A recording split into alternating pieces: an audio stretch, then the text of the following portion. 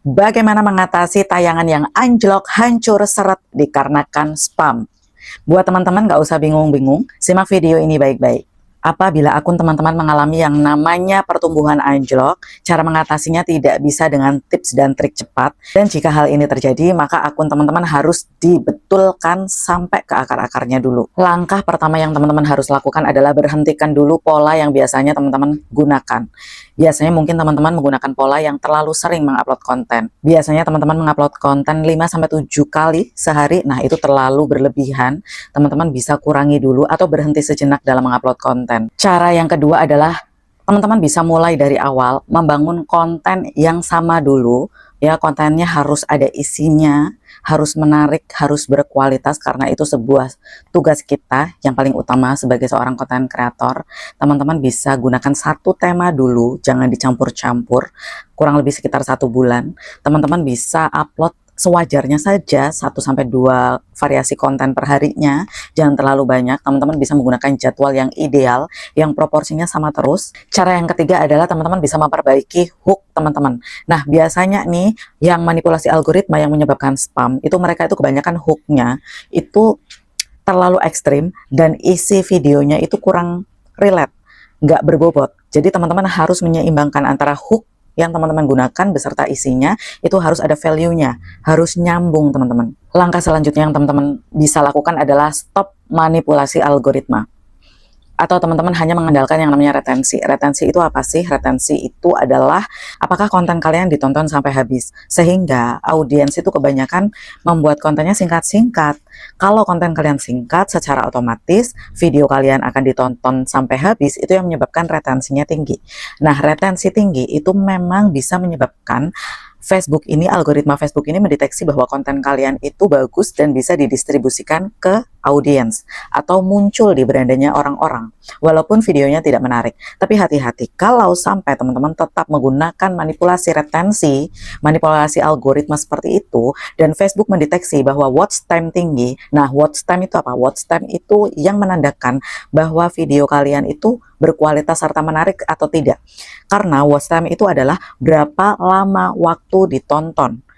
Kalau kalian membuat video dengan durasi panjang, lalu audiens yang melihat videonya itu sampai habis dalam jangka waktu yang lama, terdeteksi watch time-nya tinggi dan retensi tinggi, maka sudah dipastikan konten kalian menarik dan berkualitas.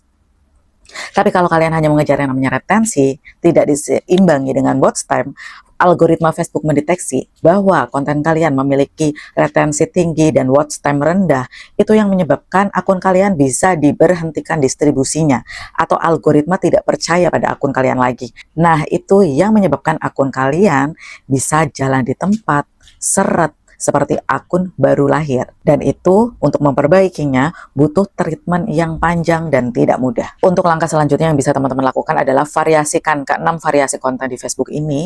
Ada foto, artikel, VOD. VOD itu apa? Video dengan durasi panjang, minimalnya adalah 3 menit.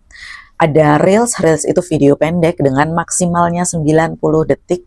Ada live streaming dan story. Ke-6 variasi konten itu harus teman-teman lakukan supaya pertumbuhan ke-6 variasi konten itu bisa optimal, dolar yang teman-teman hasilkan bisa lebih banyak, serta pertumbuhan akunnya juga lebih seimbang. Jadi setiap akun itu berbeda-beda teman-teman. Ada yang beberapa variasi kontennya lebih tinggi, ada juga di akun yang lain tidak.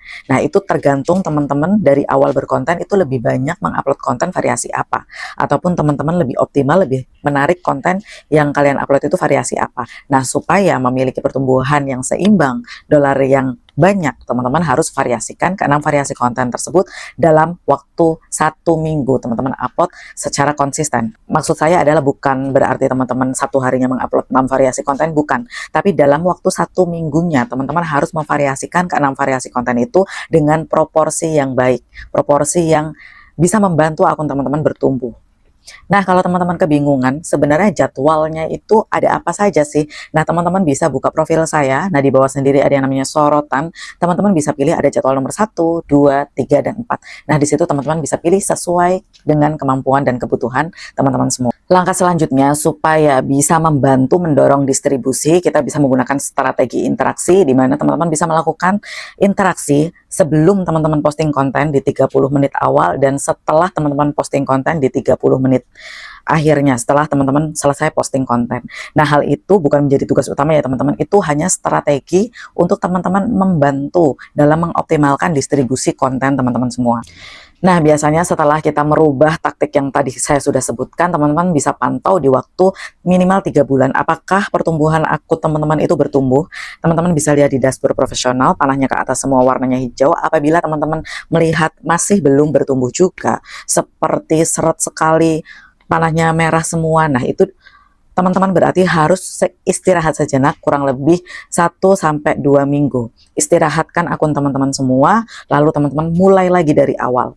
Seperti cara yang tadi saya sudah sebutkan. Sebenarnya letak kegagalan hampir kebanyakan konten kreator adalah berpikir mungkin aku kurang posting konten.